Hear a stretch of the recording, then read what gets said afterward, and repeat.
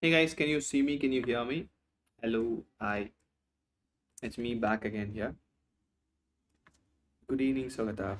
So let's start. So one more edition of RRR 2.0 where we are going to discuss about metaplasia and atrophy. I am sure that you must be pretty much difficult after 2 hour long session in this batch. If you guys are here, let's start learning. Good evening, Alvito. Good evening, Sagata. Good to see you guys. Okay, so I hope you got the uh, PDF, the workbook with you. If you have that, take a e-copy. If you're not there in the group, uh, follow me on Insta or Telegram. I'll definitely give you the group's link. Fine. So let's start with metaplasia without any delay. So, like I said,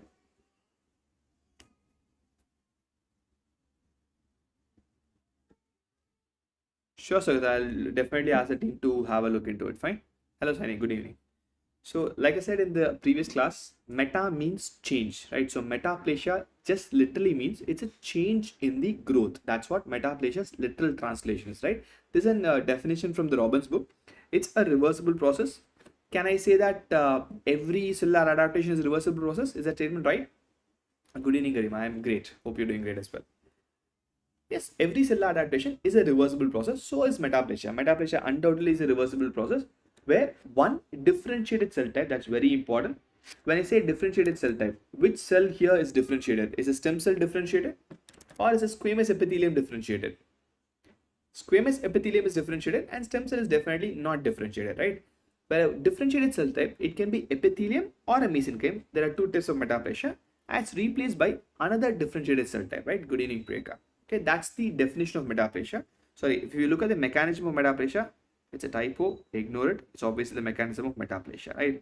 So I have only one simple mechanism of metaplasia, which is reprogramming of stem cells. Let's say I have a stem cell.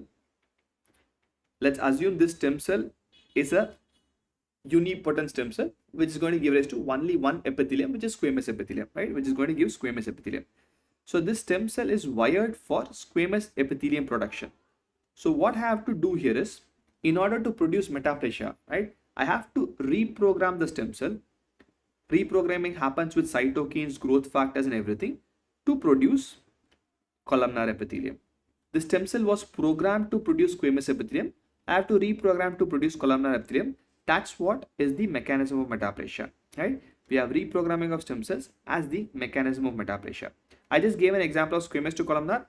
It can happen to columnar to squamous, squamous to transitional, any epithelium or any mesenchyme. I have to reprogram the stem cells to produce a new thing, right? That's an example or mechanism of metaplasia, right?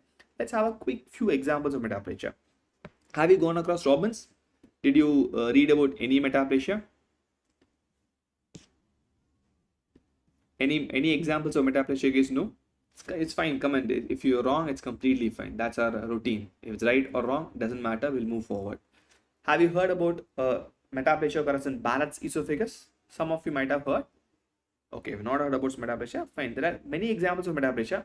One is squamous, one is columnar, and few more for like ABC users said, Barrett's esophagus, right? Barrett's is definitely an example of metaplasia, right? Let's look at Barrett's first, and then let's come back to squamous metaplasia. So Barrett's esophagus is a metaplasia which happens in the esophagus, right?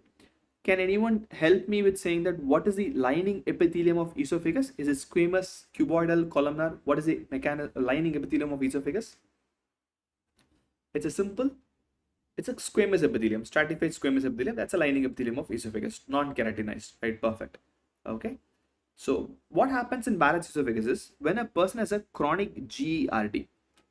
GERD is gastroesophageal reflux disease, where the acid from the stomach reflex goes to esophagus. That's your GERD, where acid from the stomach goes back into esophagus, right? Normally we have a very efficient sphincter. If the sphincter is not doing its normal job, it goes back to my esophagus, right? That's a problem here. So my acid from my stomach goes back to esophagus. It's acid.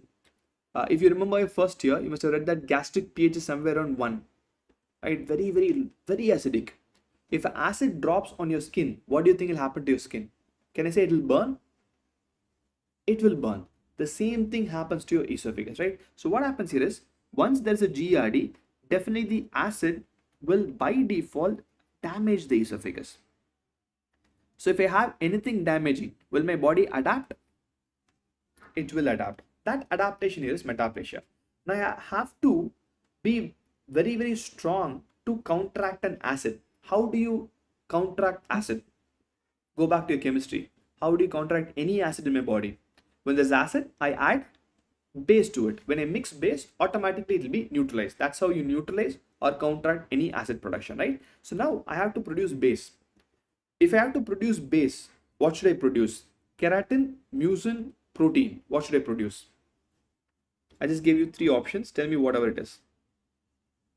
We have to produce by default mucin, right? Mucin or bicarbonated secretion, right? So now I have a requirement that the acid coming to my esophagus, I have to neutralize them with mucin, right? If you have to produce mucin, you guys are going to tell me which epithelium can produce mucin, because that's my requirement. That's why I have this change. Which epithelium will produce mucin? It's a very simple thing. What is that? Perfect, right? So in order to stop this damage, I need mucin.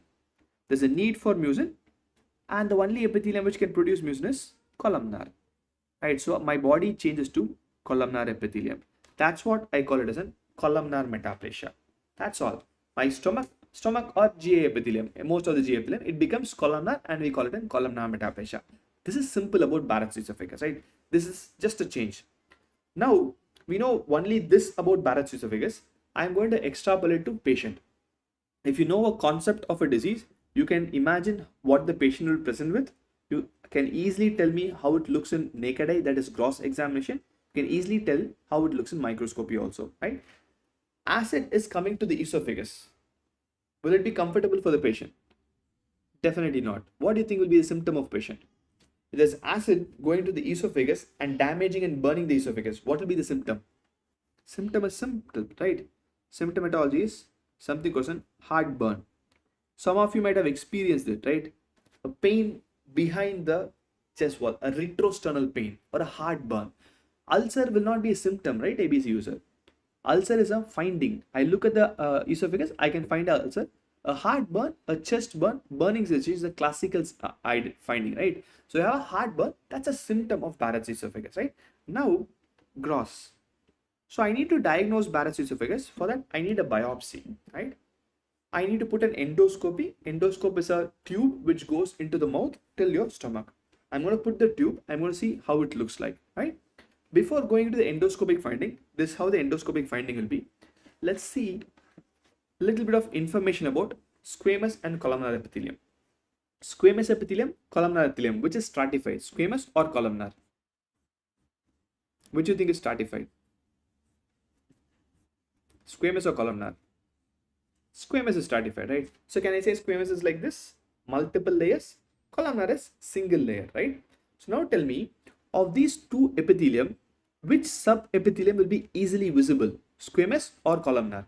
Because squamous is stratified, columnar is single. Which sub-epithelium will be easily visible? Columnar, right?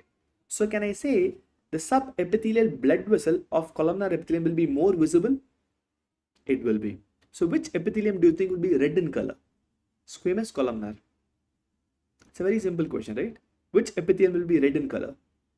Columnar will be red in color. Squamous will be pale. Look at your skin. Skin is pale because it's thick squamous, right? If you look into your entire GIT, it will be red in color. Rectum will be red in color because it's columnar. It's a single lining epithelium. That's how it is, right? Normal squamous epithelium will always be pale, be it skin, be it my esophagus, right? Now let's look at this image. I'm going to draw two areas, 1 and 2. This is an endoscopy. That's why the entire esophagus looks like a tube, right? So which is squamous, which is columnar? Okay, which is squamous, 1 or 2? Like ABC used to said, more erythematous it is columnar, right? So this is how a Barrett's esophagus looks like in an endoscopy. This we call it a red velvet-like appearance. The reason for calling it velvet is it produces mucin. Will mucin make it shiny? It will be glistening, right? So this is what happens in Barrett's esophagus. 1 is squamous, 2 is columnar. In a normal esophagus, what color you will see? You will see only pale 1. You won't see 2 at all. If in esophagus, I have this kind of different look. I call it a red velvety appearance. I think of a Barrett's esophagus, right? Chef here, this is not the right place then. get into MBBS, we'll definitely learn MBBS more, fine. Now, let's say the surgeon took a biopsy. Again, I have to identify how a Barrett's looks in a biopsy. That's our job, right? Again, don't worry at all. Whenever you have a problem, go back to your basics, answer will be sorted. Squamous columnar, which will produce glands. Squamous or columnar? Which will produce glands? By default, columnar will produce glands, right? I'll zoom this image. This is a microscopic image of Barrett's esophagus. So if I say this from esophagus, should I see the structures? Glands? I should not see. So this is an esophageal biopsy where I am definitely seeing glands, goblet cells, mucin, everything. At the same time, this epithelium. Can I call the epithelium with the brackets as stratified? Definitely it's stratified. It's not a single layer. I am having multiple layers here. Multiple layers, stratified epithelium is definitely your squamous epithelium, right? So I have a squamous epithelium, I have a columnar epithelium in an esophagus. Can I call this metaplastic? Because in a normal esophagus, I can see only squamous. If I see both squamous and columnar, by default, I can call it a metaplasia. This is how Barrett's esophagus looks like, right? It's not difficult to understand biopsies if you know what you're looking for. Stratified squamous, columnar, it's a classical example for Barrett's esophagus, right? That's it, okay?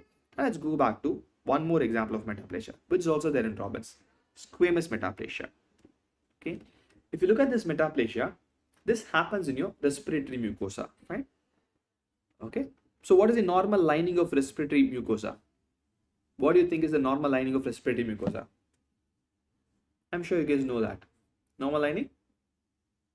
Pseudostratified, ciliated columnar epithelium, right? Perfect. That's how it is. It's a tiny cilia which can push all the dirt which comes inside, right? So normally I'll have pseudostratified, ciliated columnar epithelium. That's a normal lining epithelium, right? So now a person who smokes for a very long time, a smoker, right?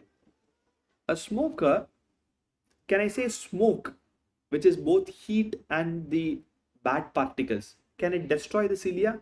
Because cilia is very tiny, right? Smoke can definitely destroy the cilia. So I have to convert to an epithelium which will be resistant to smoke. Can I say skin is resistant to smoke? Skin is definitely resistant to smoke, right? You're living in India.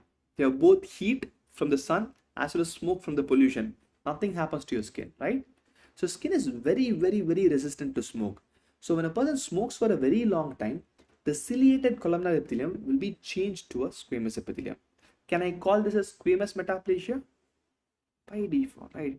We're going to call it it'll change to an squamous epithelium. So we give it the term squamous metaplasia, right? I'm going to just ask you one simple question. Because most of you guys, your biggest worry is, can I clear NEET PG or next exam, right? I know for a fact that your worry is not to clear MBBS. I'm sure you know you'll clear the MBBS exam. So it's an MCQ based exam. In MCQs, the facts might be checked. So there are two metaplasias here. One is squamous, one is columnar. That's your Barrett's esophagus. Which you think is common? Think and answer. I'll give you a clue. One is due to GERD, one is due to smoking. Which is common amongst this? Answer will be sorted. Which you think is common, smoking or GERD? You lived for 20 years in India, right? You can definitely answer this question. Which is common? By default, smoking is common than GERD. If smoking is common than GERD, can I say by default squamous metaplasia has to be common? GERD is definitely not common, right, Sunny? Sunny, go out and stay near any bus stop for 10 minutes. You'll easily find 10-20 smokers. You won't find 10-20 GERD patients. Smoking is by default common.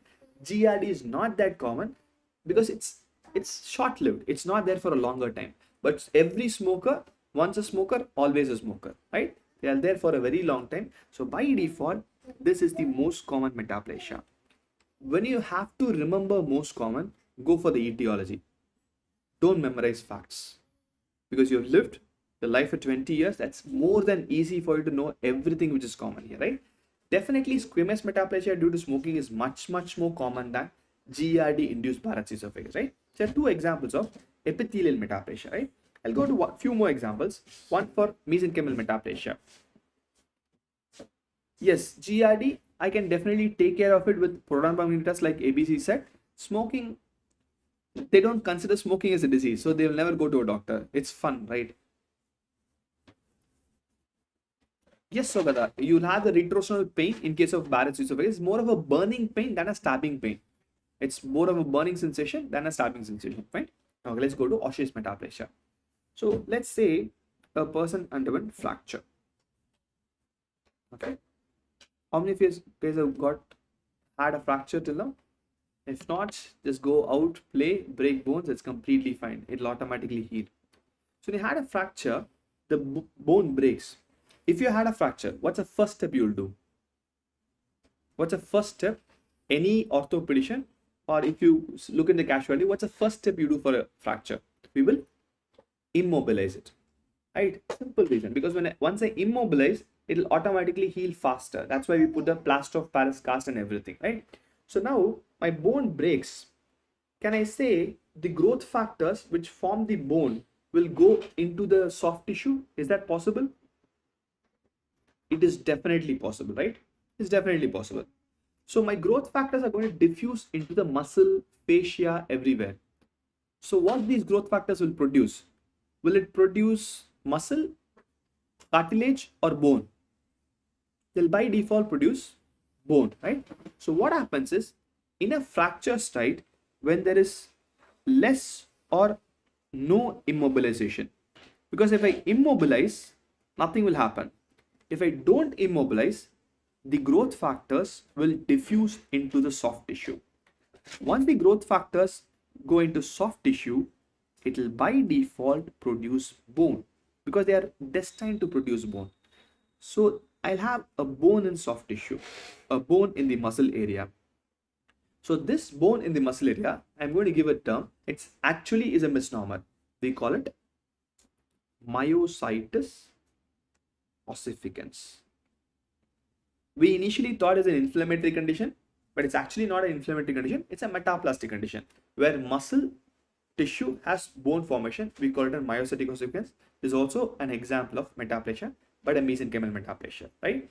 But now tell me, listen carefully and tell me, if we immobilize, will this happen, or the chance reduces or increases? If I'm doing a proper immobilization, will the chance reduce or increase? It has to reduce, right? It has to reduce.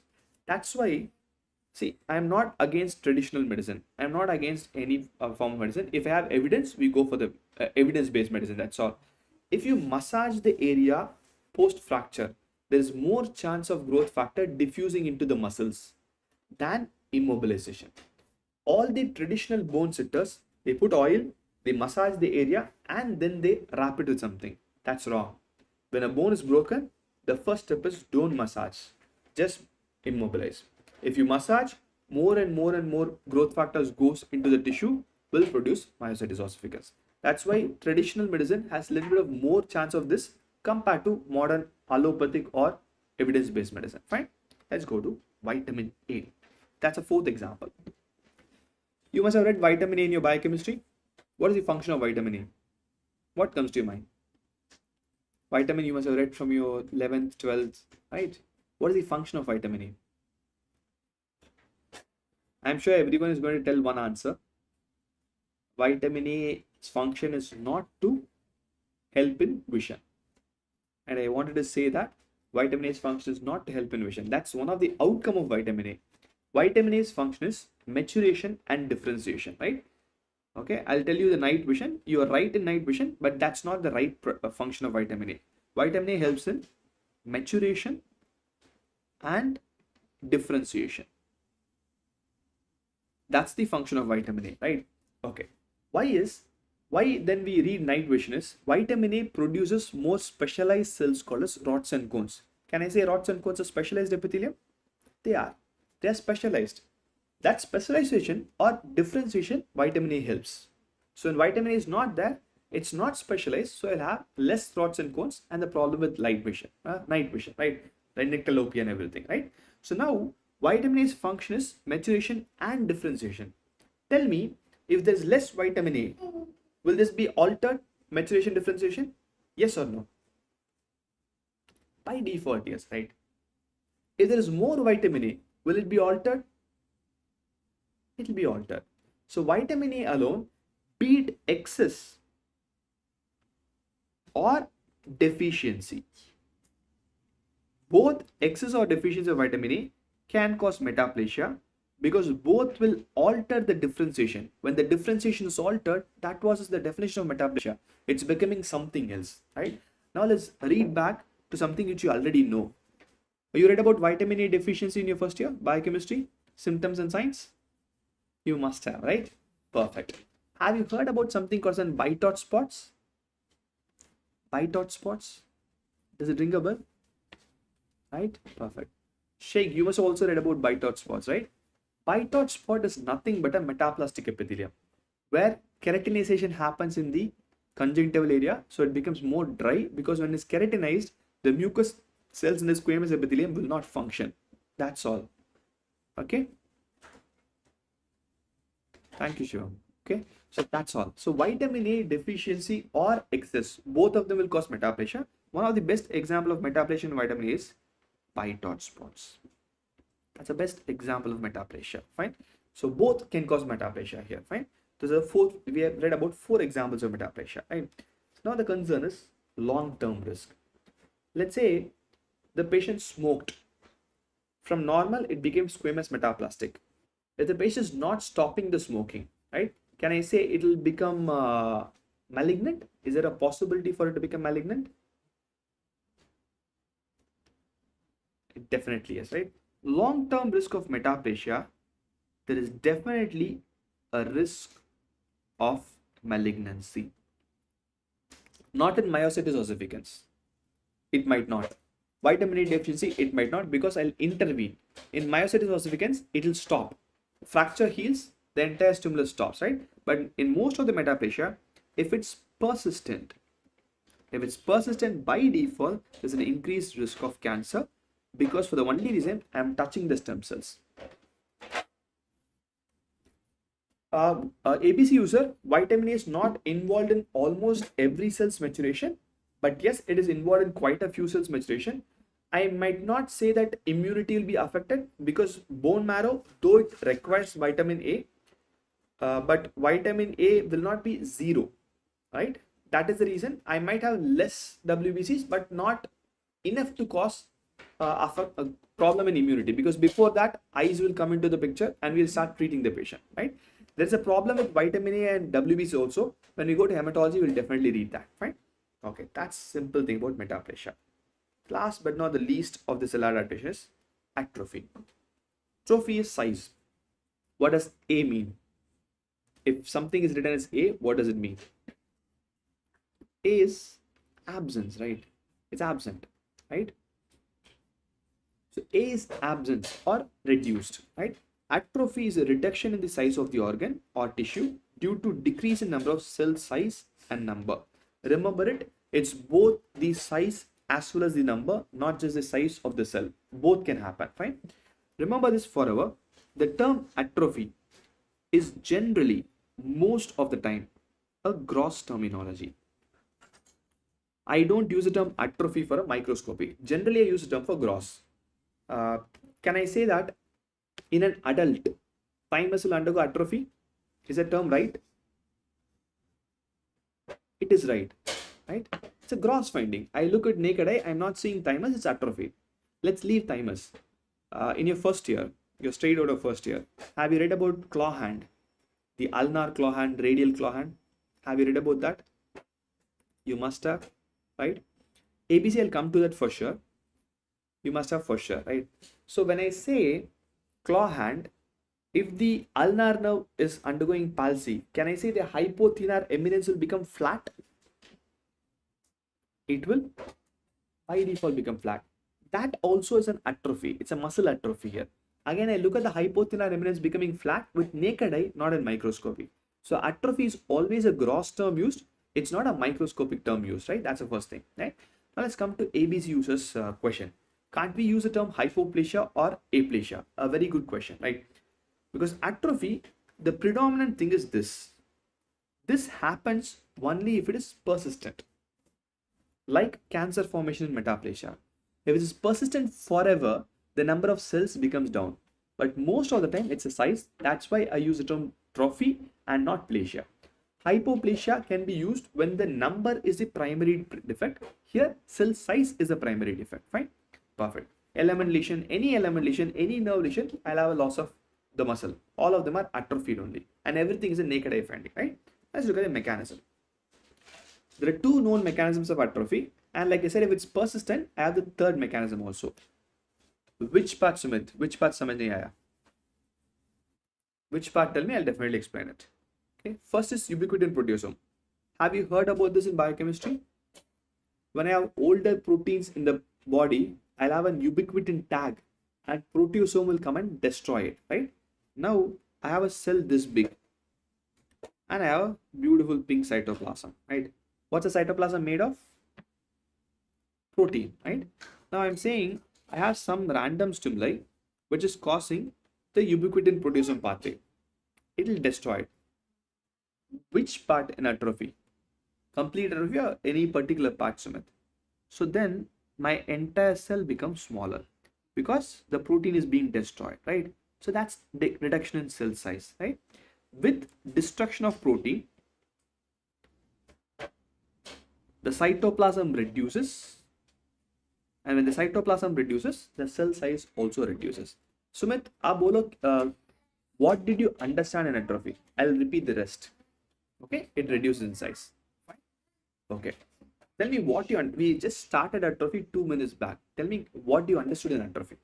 Okay, then I'll come to the term autophagy. So autophagy, what do you mean by the term autophagy? Phagy का मतलब क्या है सुनिए? Phagy is eating. Auto means self-eating, right? That's the definition or the name for autophagy. It's self-eating. Okay, perfect.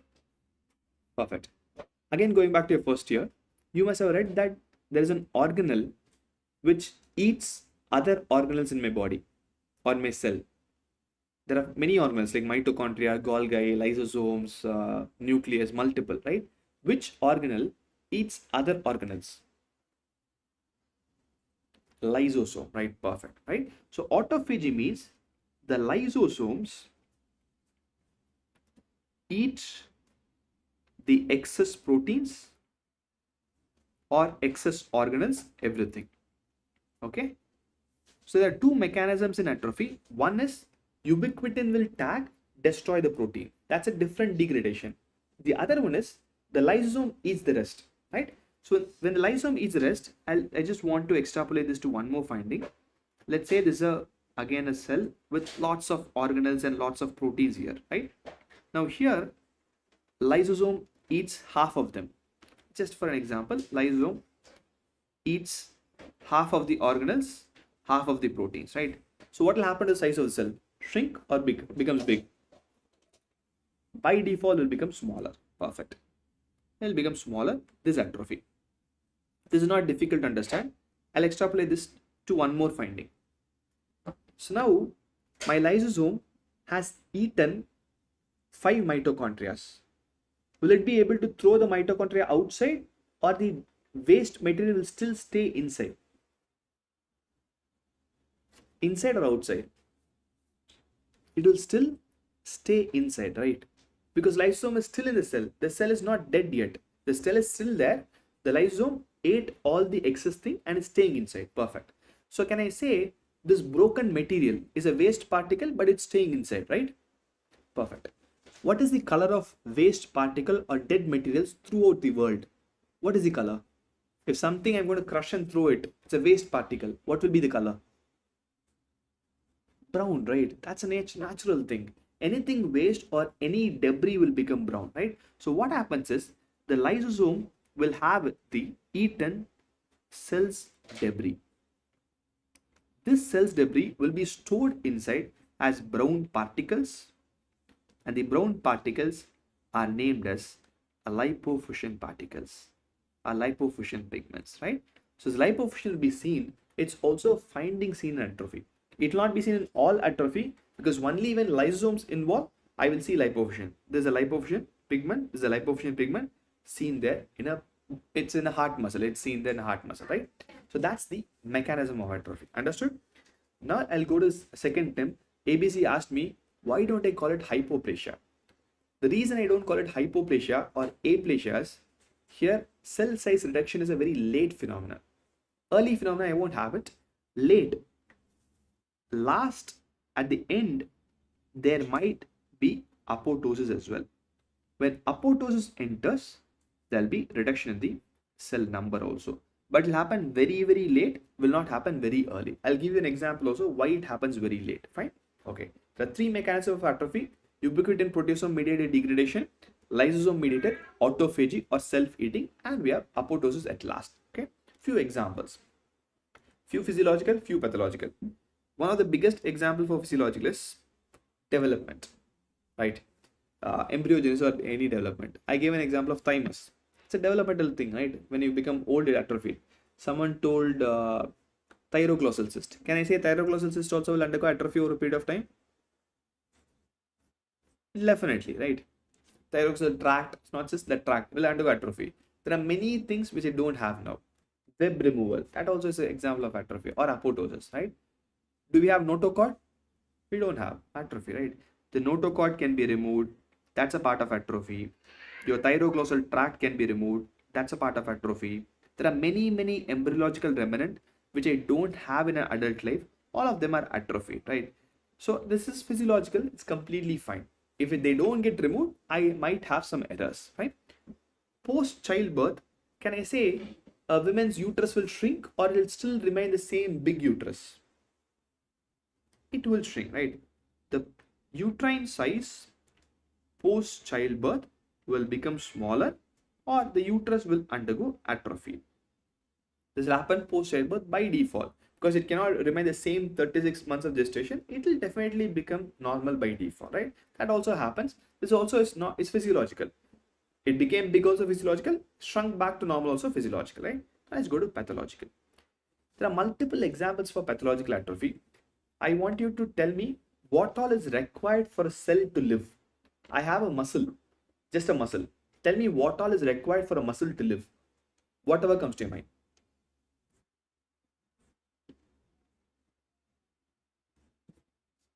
What is required for a muscle to live? Can I say muscle needs blood supply? Definitely muscle needs blood supply, right? Muscle needs blood supply. Muscle needs protein, that's nutrients like Sunny said. Muscle needs nerve supply, right? It needs oxygen. Can I say muscle needs a space? It needs space. Muscle should move, right? If muscle doesn't move, it will die. So all these are required for a cell to live. If these are not there, it undergoes atrophy, disuse atrophy. If you don't use an organ, it shrinks. The best example, post fracture. Again, the same question I'm going to ask you. How many of you had fractures? Post fracture, you use a plaster of Paris cast. POP cast is the normal cast they put post fracture. You remove the cast after 6 months. The limb will become smaller by default. Because I have not used the limb for almost 6 weeks, it will become small. POP is plaster of Paris, right? The limb will shrink. It will come back to normal over a period of time. It will take its own sweet time to come back to normal, right? Limb by default will shrink, right? That's disuse atrophy, right? One more example of disuse atrophy. Old age. Your grandparents will forget things. Brain is not used for a long time. Senile or disuse atrophy, HODs. It doesn't work, right? So any organ which you don't use for a very long time, it automatically will stop functioning. One of the example for is disuse atrophy. Denervation. Like ABC said, every element lesion will have muscle atrophy, right? Any nerve injury will have muscle atrophy. The best example for us is your thenar eminence or hypothenar eminence getting shut in your ulnar or your medial nerve palsy. Any nerve injury, any element lesion, right? Ischemia. Let's say a patient has atherosclerosis. Okay, what does atherosclerosis means? Can I say it's shrinkage of the blood vessel? The blood vessel lumen becomes smaller. Yes, there'll be reduced lumen due to atherosclerosis, right? It's reduced lumen. Let's say my internal carotid artery is having atherosclerosis. Lumen has become smaller. Will the brain have less blood supply? it will have less blood supply, right? So it will result in ischemia, ischemia related atrophy. Okay, because less blood supply. There's two different terms. Ischemia is different, infarction is different. Ischemia means less blood supply, infarction means low blood supply. ABC, if you're still online, now tell me, if this ischemia prolongs for a very long time, will the organ die? I'm having ischemia, but this prolongs for a very long time. It's persistent ischemia. Will the organ die? It will die. If the organs dies, can I say there will be apoptosis and reduce in cell number also? That's why it happens very late. That's why I use the term atrophy and not aplasia. Fine. So this time, definitely there will be cell death, and the cell death happens during apoptosis. Okay. If it's persistent, it will definitely die. It can cause apoptosis. Perfect. Right. Inadequate nutrition. Someone said I need nutrition for my muscle to function. Obviously. That's why in PEM, have you read about protein energy malnutrition in your biochemistry? You must have Kwashiorkor marasmus. If you remember the pictures, all the muscle of the kids will be completely shrunken, right? That's PEM. Your Kwashiorkor, your marasmus, everything will have atrophy. That's how they will look, because everything will be gone. Now tell me, if I have a marasmus kid, if I give the kid back nutrition, will it come back to normal? It will by default come back to normal, right? That's how normally it happens, right? So this is obviously reversible because it's all our adaptations, fine? Okay. Loss of endocrine stimulation, right? Post-menopausal. Post-menopausal, the entire uterus will undergo atrophy, because after menopause, there's no estrogen, no progesterone, nothing happens. The entire endometrium will undergo atrophy because they are based on that. Post-menopausal, breast parenchyma will sag, it will have atrophy by default because again it's hormonal. Any hormonal induced post-menopausal, nothing will happen, it will have a problem by default, right? Last but not the least is pressure atrophy. Okay, let's take a brain. Do you know any tumor in the brain? That's due to a protein, liver, albumin dysfunction and edema. We'll look at that also maybe a little bit late in pathology. Fine, Sugata? Okay. Do you know any tumor in the brain? Any tumor which comes to your mind? Let's assume the red one is the skull and the black one is the brain. Meningioma. Perfect, Sunny. So I'm having a tumor coming from the dura mater or some meninges, and the tumor is growing bigger and bigger and bigger and bigger and bigger, right? Let's assume this is brain. Sorry for the very poor diagram. And I have a tumor pressing the brain. Can this pressure itself destroy the brain? It can, right? So this CNS tumor can put pressure or compresses the parenchyma and can cause atrophy of the parenchyma, right? This pressure itself can cause atrophy. Let's read with one more example. Did you read about optic chiasm in your physiology? Hemianopias, bitemporal hemianopias. Have you come across that in your physiology? If you have the pituitary tumor going and compressing my optic chiasm, causes visual field defects. That also is a pressure atrophy, right? Anything which causes pressure over the long period of time, it will undergo atrophy by default. Not just your brain, anywhere in the body. If you have a huge kidney tumor, it will destroy the entire kidney. Pressure. Liver, very huge tumor will destroy the liver. Pressure, right? Anything pressure for a consistent long time will definitely cause atrophy, right? So all these are pathological. Can be disuse, can it be denervation, ischemia related, to inadequate nutrition, loss of function of the hormone or pressure. Whatever is required for a cell to function, if it's not there, it becomes atrophy, right? Great, Rohan. I hope you like it. Fine. I'll definitely try to complete as much as possible. Okay, now the outcome. Outcome, like I said, if the stimulus, whatever stimulus it is, if it is there for a very long time, if it's persistent, it can result in apoptosis. If something is going to cause apoptosis, reversible, irreversible. What is apoptosis? Apoptosis we'll learn soon. It's a type of cell death. It's reversible or irreversible. Apoptosis, reversible or irreversible? irreversible, right? When we started the cellular adaptation, I told that every cellular adaptation is reversible or irreversible. Every cellular adaptation is reversible. That's an exception. Exception always comes in an MCQ. Please do remember that. Atrophy can be both reversible. For example, protein energy malnutrition, it is reversible, and also can be irreversible. In case of an postmenopausal, irreversible. It will not come back to normal. Thymus will not come back to normal. Thyroglossal tract will not come back to normal, right? Both reversible as well as irreversible.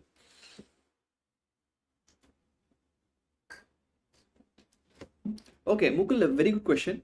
Postmenopausal should be going back into physiology only. I don't have any other example for a loss of hormone, so I put it there. Yes, anything hormonal insult, if it's due to normal process, it will be physiological only. Fine. You're right. Okay. Fine. So those are the examples of atrophy and how atrophy is. Fine. So that brings us to the end of the class. Thank you for coming in spite of having a 2-hour session. Again, coming back. Amazing. Have the same momentum till the end. I hope we will read entire general pathology completely, and then you can easily apply systemic and hemat. Fine. Any doubts, do let me know, else we'll call it a day. I'll definitely put this in the Telegram group. If you're not a part of Telegram group, please join. Okay. See you guys. Thank you for your time.